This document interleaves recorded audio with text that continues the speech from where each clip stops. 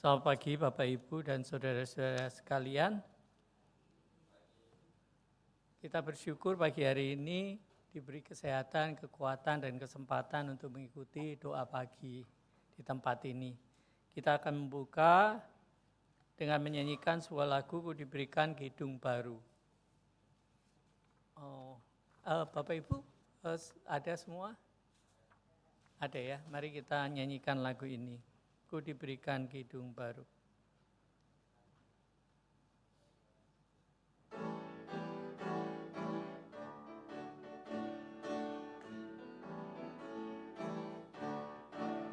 Ku diberikan kidung baru oleh Yesus Tuhanku, irama lagu paling mulia, kidung kasih yang merdu. Hatiku bersukacitalah, bersukacitalah, bersukacitalah. Hatiku bersukacitalah di dalam Yesus Tuhanku. Bait kedua. Ku mengasihi Tuhan Yesus yang tersalib bagiku, segala dosaku dihapusnya, hingga baru kidungku. Hatiku bersukacitalah, bersukacitalah, bersukacitalah. Hatiku bersukacitalah di dalam Yesus Tuhanku. Bait ketiga.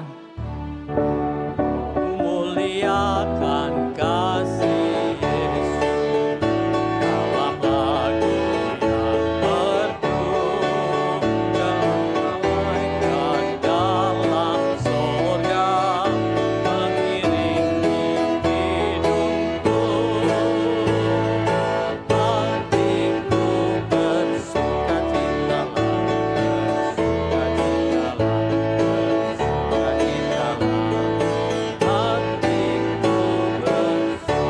bersukacitalah. Mari kita berdoa. Bapa di surga, lewat lagu yang baru saja kami naikkan, kami diingatkan bahwa hati kami bisa bersukacita ketika kami diberikan hidup yang baru di dalam Tuhan Yesus Kristus. Itu yang memberikan sukacita, kekuatan di dalam perjalanan hidup kami. Bapa di surga, pagi hari ini kami juga merindukan Engkau berbicara melalui pujian dan firman Tuhan yang kami naikkan dan kami dengar pagi hari ini. Biar kami pulang dengan sukacita dari apa yang Tuhan sediakan buat setiap kami pagi hari ini. Biar tidak seorang pun terlewatkan menikmati berkat yang Tuhan sediakan pagi hari ini.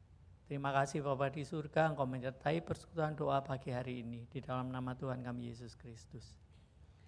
Bapak Ibu dan saudara-saudara sekalian, pagi hari ini kita akan belajar firman Tuhan dengan tema doa sebagai komunikasi kepada Allah, sebagai komunikasi dengan Tuhan. Bapak Ibu dan saudara sekalian, mulai Sabtu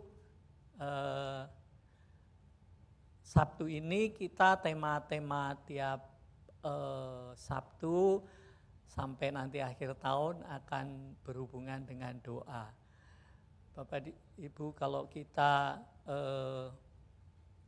baca berita-berita di medsos atau dengar kabar di sana sini, kondisi ekonomi tidak baik-baik saja. Bukan hanya berita, mungkin kita mengalami di dalam hidup kita. Nah, banyak orang di PHK, banyak orang bisnisnya menurun. Dan itu kadang membuat kita khawatir. Tetapi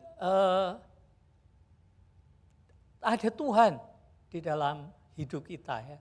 Saya kalau saya suka buka TikTok itu belakangan suka lihat ada video-video yang menguatkan. Kadang kita lupa ya kalau pas ngalamin dalam hidup kita, terus dengar kabar-kabar gitu kadang kita takut. Tetapi ada diingetin, Tuhan mengingatkan bahwa ada Tuhan yang akan menjaga kita, berjalan bersama kita di dalam sepanjang hidup kita. Jadi jangan takut, tetap berdoa kepada Tuhan. Sebelum kita dengar firman Tuhan, kita menyanyikan lagu Kidung Jemaat 356, Tinggallah dalam Yesus.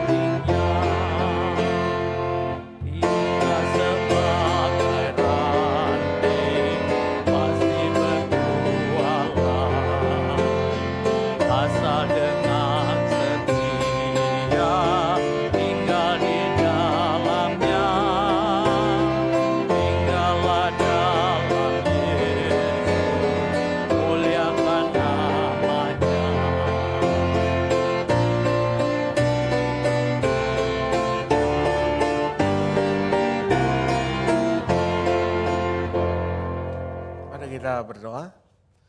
Ya Tuhan, tinggallah dalam kami, secara khusus tinggallah lewat Roh Kudus yang mendiami kami, hingga kalau sebentar kami akan membaca, merenungkan berita firman-Mu, kami akan dimampukan bukan hanya untuk mengerti, memahami, tetapi lebih daripada itu, kami boleh menjadi para pelaku firman-Mu.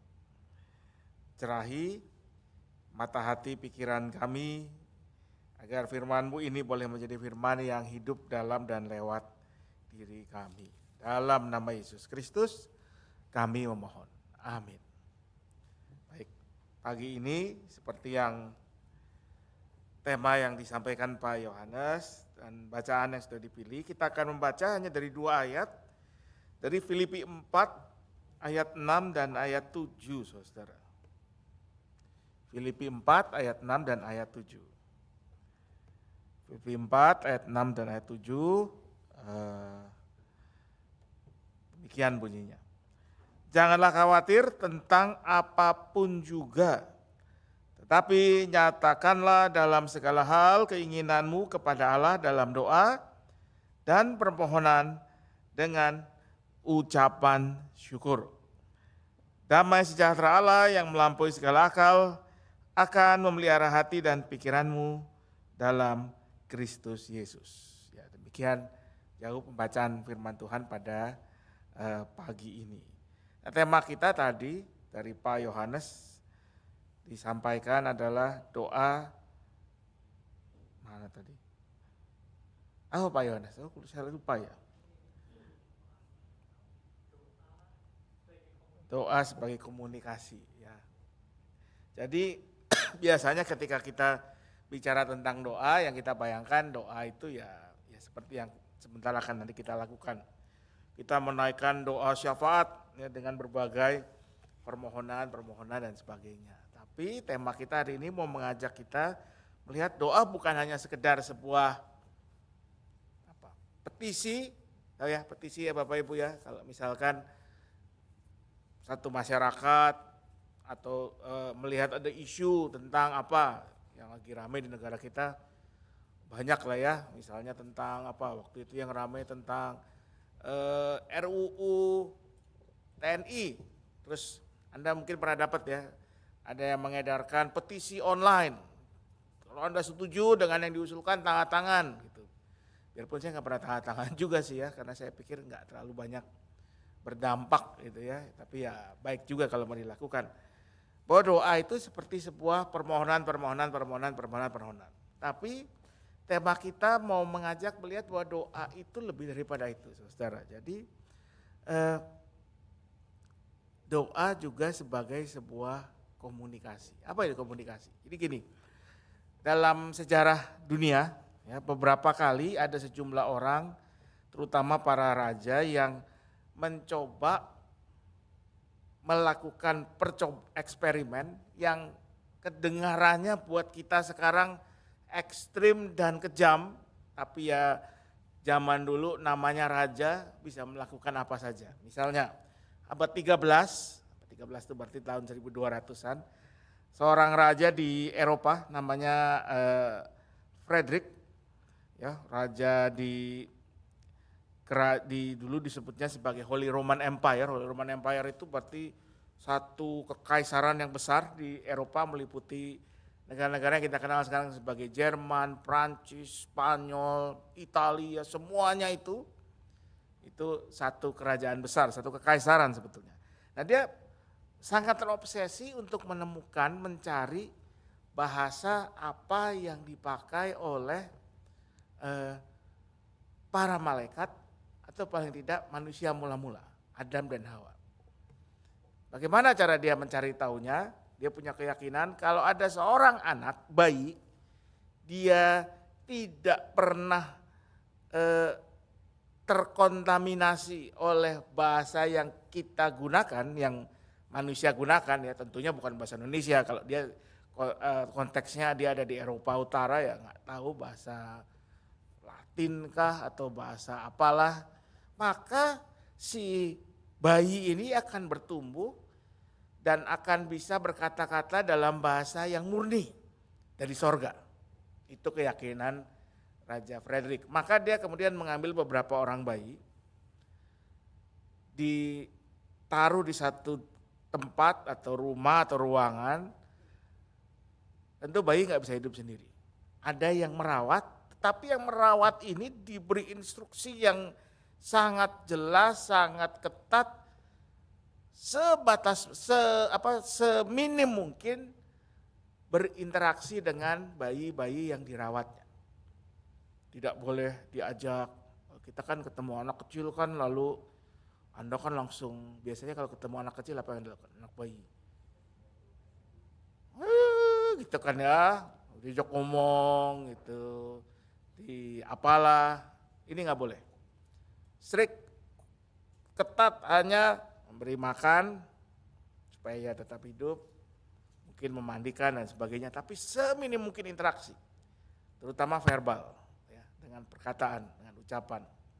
Harapan Frederick dan keyakinan dia adalah nanti kalau anak ini bertumbuh, maka dia akan bisa berkata-kata dalam bahasa yang murni, bahasa para malaikat, bahasanya Adam dan Hawa lah, kira-kira kata gitu. Lalu percobaan ini direkam, ada dia memerintahkan seorang rahib itu biarawan yang ada di biara gereja waktu itu, untuk merekam, mencatat hasil dari percobaan ini hari demi hari. Dia yakin bahwa kalaupun tidak bisa bicara dengan bahasa para malaikat, bahasa Adam Hawa, mungkin bayi ini akan pertama-tama bicara dalam bahasa Ibrani yang dipakai untuk menulis Alkitab, Perjanjian Lama, atau bahasa Latin atau Yunani atau apapun yang lain. Tapi apa yang terjadi saudara? Setelah sekian lama, sekian tahun, bayi ini bertumbuh, makin besar, jadi anak usia yang seharusnya dia sudah bicara. Menurut Anda bisa ngomong nggak itu si bayi? Nggak bisa. Dia gitu aja, tidak ada kata-kata verbal yang bisa dipahami, dimengerti dari si bayi ini. Kenapa? Karena tidak ada interaksi. Hanya tadi diberi makan, diberi ini. Jadi kemampuan untuk berkomunikasi rupanya tidak semata-mata turun dari langit. Artinya otomatis dia akan bisa dengan sendirinya. Kemampuan untuk berkomunikasi tidak bisa tidak harus terjadi lewat interaksi dengan orang lain atau dengan cara lain, di mana seseorang itu belajar, seorang bayi, anak belajar mendengar, meniru dan sebagainya. Kalau Anda punya anak atau punya cucu pasti mengalamilah hal ini ya. Kalau cucu Anda, anak Anda kebanyakan terekspos dengan kalau sekarang itu YouTube ya, nonton film dalam bahasa yang bukan bahasa yang Anda pakai, mungkin dia akan lebih fasih dalam bahasa itu ya. Dan anak-anak itu cepat sekali belajar, sehingga misalnya Anda bisa temui sekarang dengan gampangnya anak kecil yang bukan cuman bilingual dia bisa bicara dengan dua bahasa simultan ya, bahasa Indonesia dan bahasa Inggris. Orang Indonesia itu rata-rata sebetulnya minimal bilingual Bapak Ibu. Anda harus bangga. Kita itu bisa bahasa Indonesia dan bahasa daerah kita. Ya, yang besar di Jawa ya bisa bahasa Jawa, yang besar di daerah mana?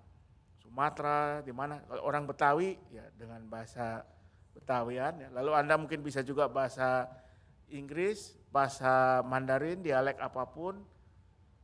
Itu hal yang luar biasa. Banyak orang di luar negeri, orang Inggris ya rata-rata cuma bisa bahasa Inggris doang gitu misalnya ya.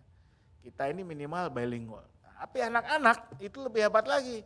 Dia bisa, saya pernah ketemu satu anak di mall, dia ngomong dengan susternya dalam bahasa Indonesia, dia ngomong dengan orang tuanya pakai bahasa Inggris, dia ngomong ke neneknya pakai bahasa Mandarin.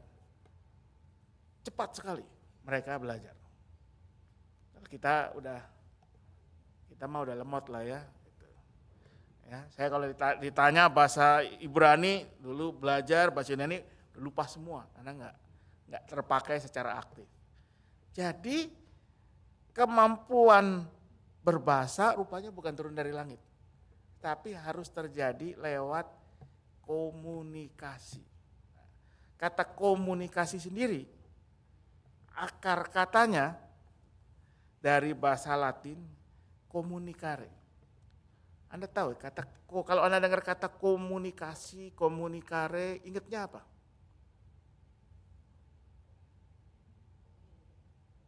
Komuni. Ya benar. Apalagi ada satu kata yang menjadi kata haram di Indonesia ini. Komunis. Benar. Akar katanya semua sama. Komunis, komuni, komunitas, ya kan sekarang lagi keren kan, komunitas jalan-jalan, komunitas kuliner, komunitas foto, semua akar katanya sama.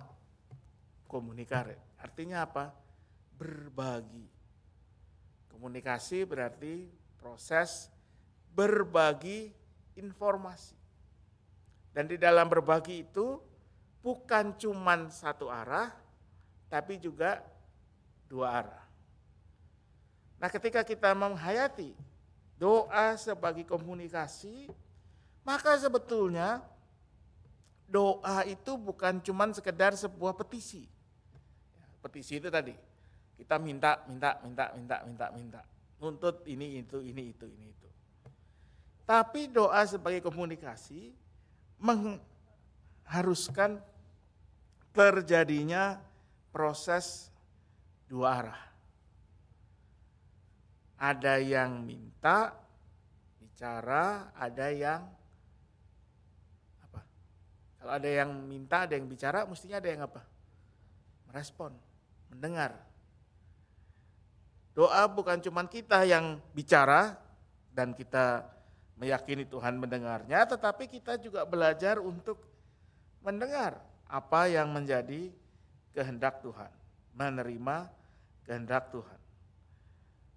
Bukan cuma kita yang berbagi apa yang tengah kita gumuli, seperti dalam daftar doa ini, tetapi juga kita berusaha mendengar, berusaha menangkap apa yang sebetulnya menjadi kehendak Tuhan.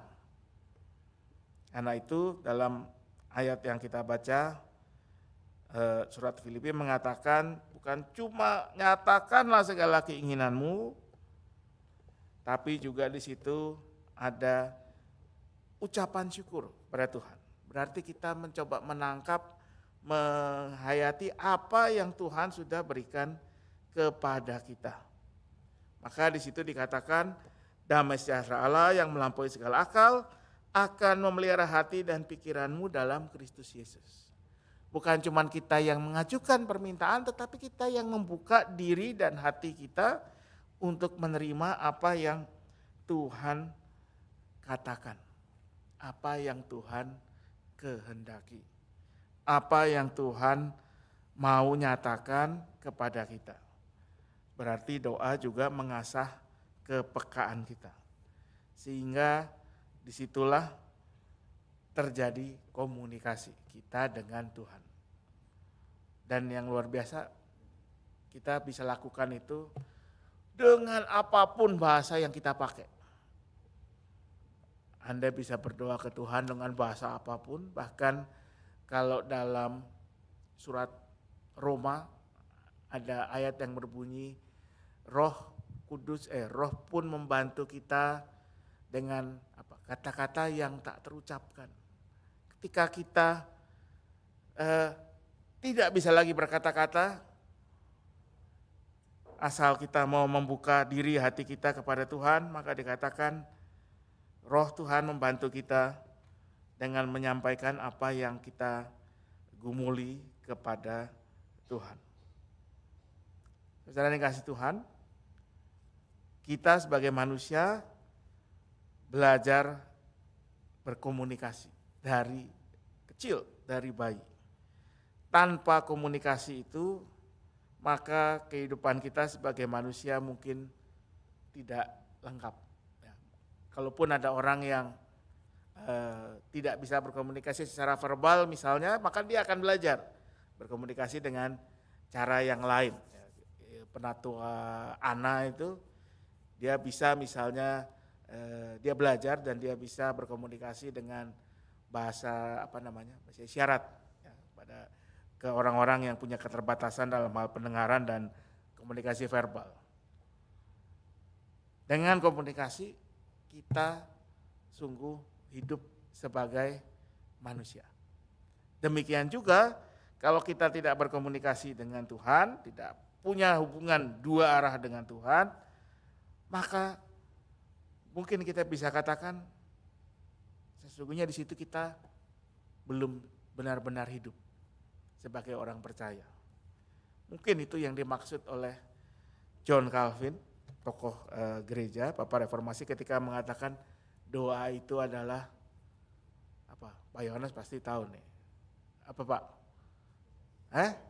Apa Pak? Nafas kehidupan orang percaya. Kalau kita berhenti berdoa, ibarat orang yang berhenti bernafas. Sama seperti orang, kita tidak bisa hidup tanpa komunikasi dengan orang lain, kita tidak bisa hidup tanpa doa komunikasi kita dengan Tuhan. Maka selalulah membuka diri hati kita untuk berbagi, menyampaikan apa yang kita gumuli, tetapi juga terbuka untuk apa yang Tuhan mau katakan. Tuhan menolong kita selalu untuk datang kepadanya dan menyampaikan, mendengarkan apa yang Tuhan mau katakan. Amin. Mari kita bersiap masuk ke dalam doa syafaat. Kita nyanyikan jika jiwaku berdoa.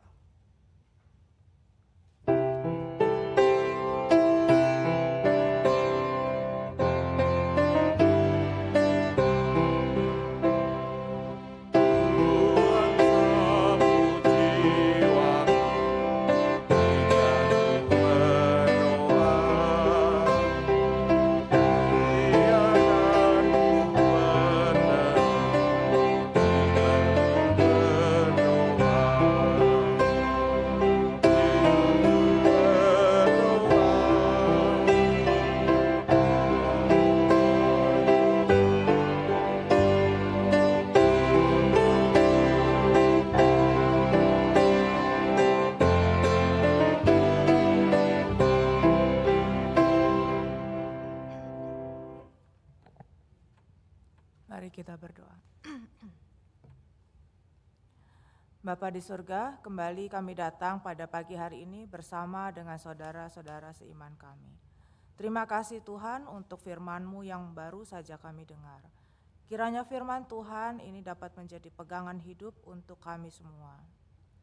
Saat ini Tuhan, kami juga mau berdoa untuk bangsa kami yang masih terus berjuang untuk memulihkan perekonomian yang belum juga baik. Banyak pengusaha yang harus gulung tikar, banyak perusahaan yang bangkrut, banyak orang yang mencari pekerjaan, banyak keluarga yang ingin memiliki hidup yang lebih baik, dan banyak kebutuhan hidup yang harus dipenuhi, serta masalah perekonomian lainnya. Kiranya Tuhan mau menolong dan memulihkan kondisi perekonomian bangsa kami, agar menjadi lebih baik. Biarlah apa yang diupayakan, apa yang diusahakan para pemimpin negeri ini boleh menjadi sesuatu yang baik buat bangsa ini.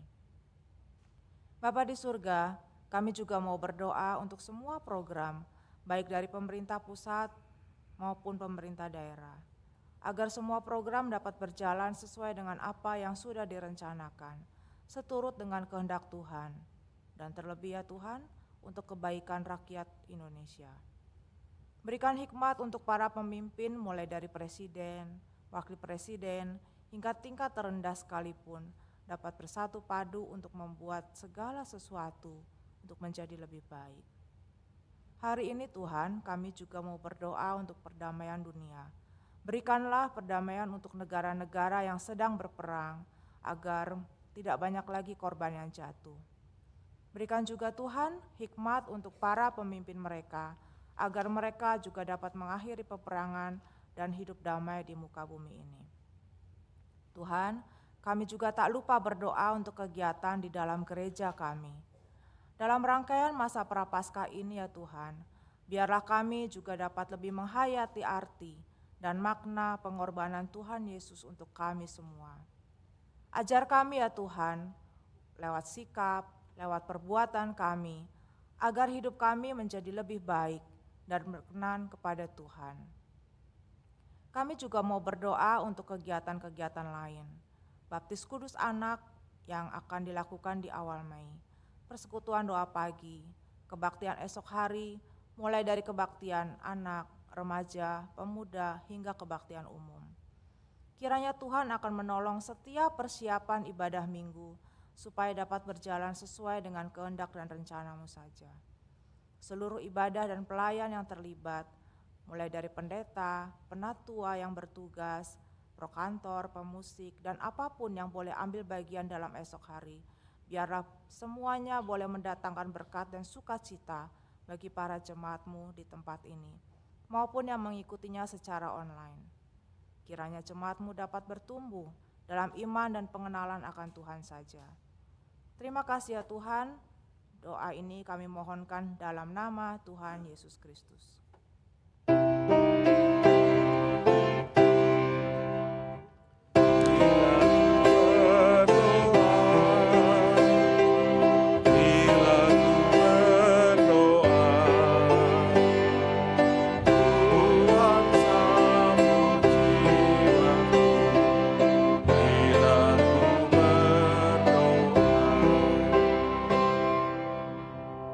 Allah Bapa Surgawi, pagi ini kami kembali diingatkan bahwa doa bukan hanya sekedar kami yang menaikkan permohonan, permintaan, tapi doa lebih daripada itu adalah sebentuk komunikasi.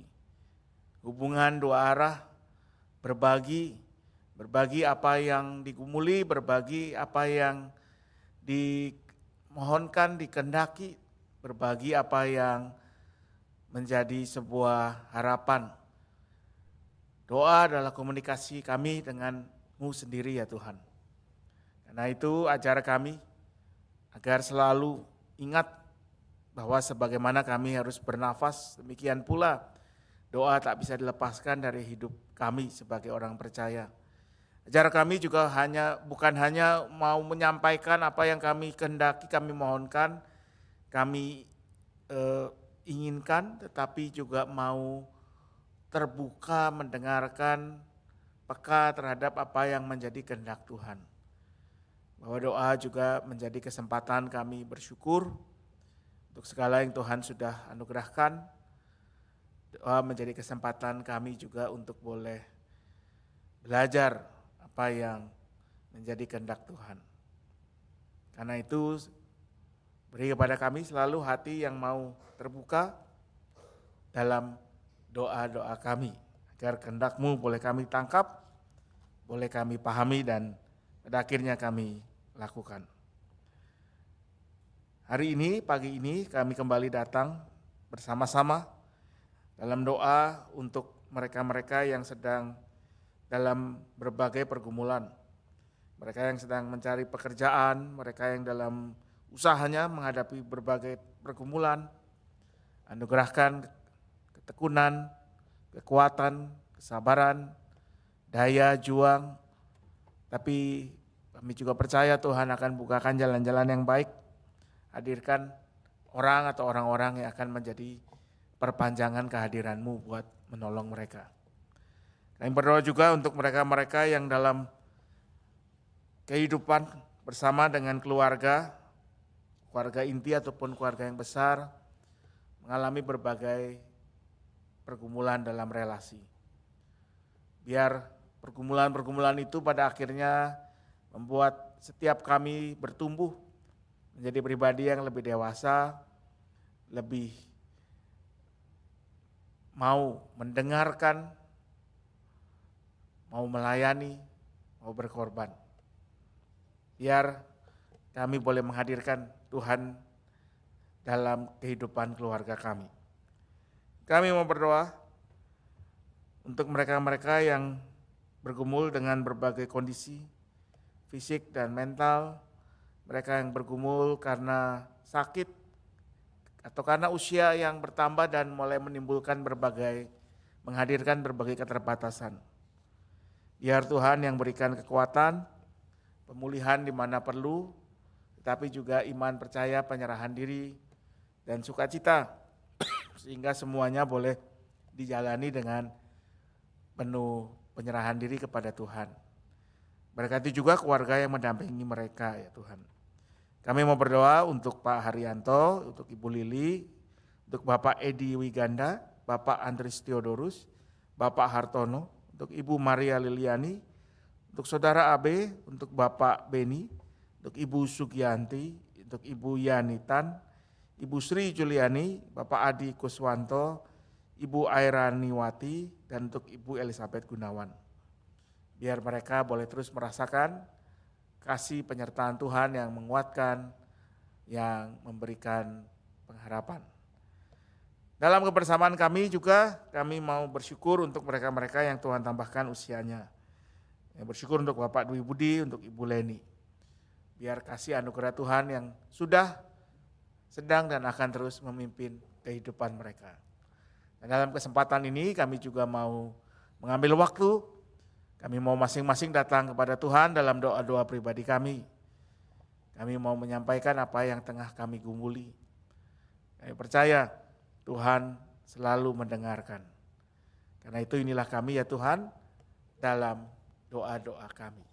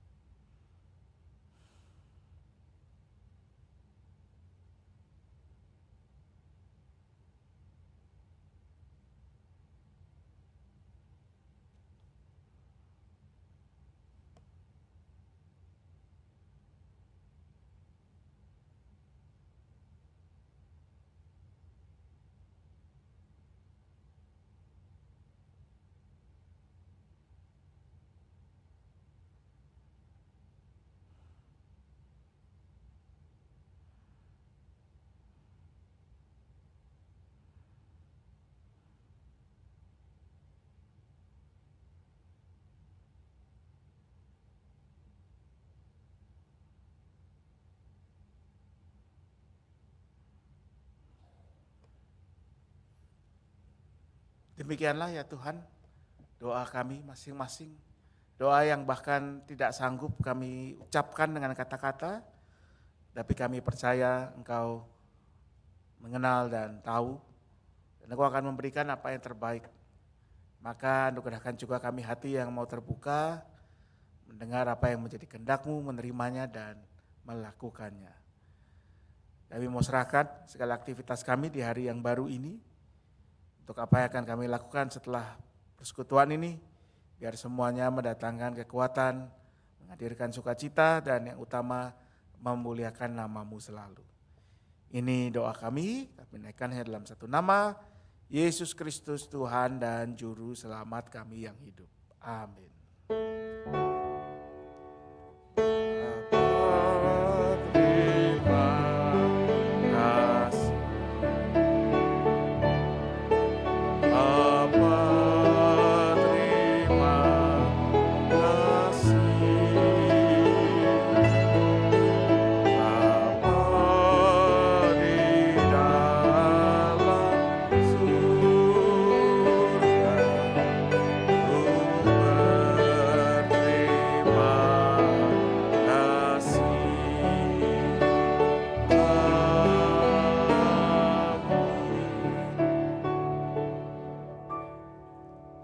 Selamat pagi Bapak Ibu, Tuhan berkati. Ada pengumuman?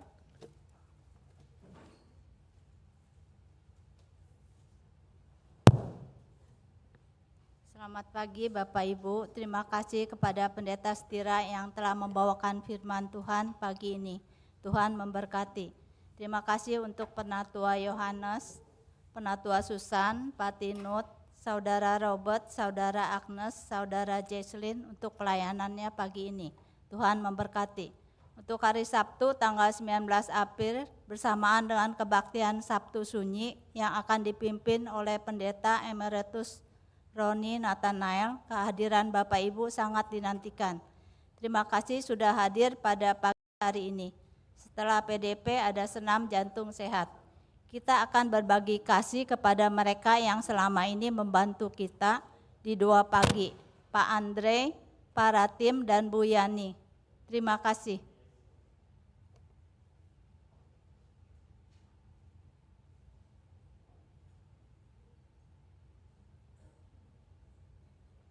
Bapak Ibu tunggu sebentar ya.